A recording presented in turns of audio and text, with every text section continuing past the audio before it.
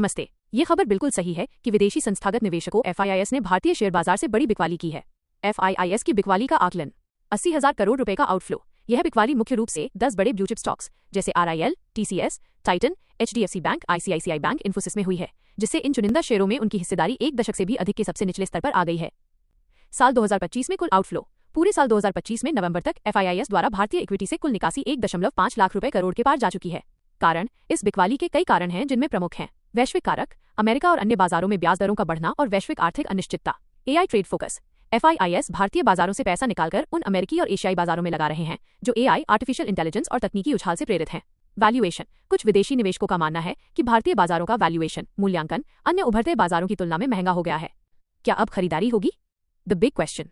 बाजार विश्लेषकों और जानकारों के बीच एक मिली जुली राय है, लेकिन एक सकारात्मक बदलाव दिख रहा है।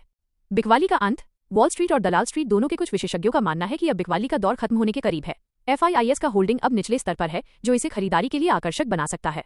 अक्टूबर में वापसी। जुलाई से सितंबर तक भारी बिकवाली के बाद एफआईआईएस ने अक्टूबर 2025 में नेट बायर शुद्ध खरीदार बनकर लगभग 8,000 करोड़ रुपए का निवेश किया है।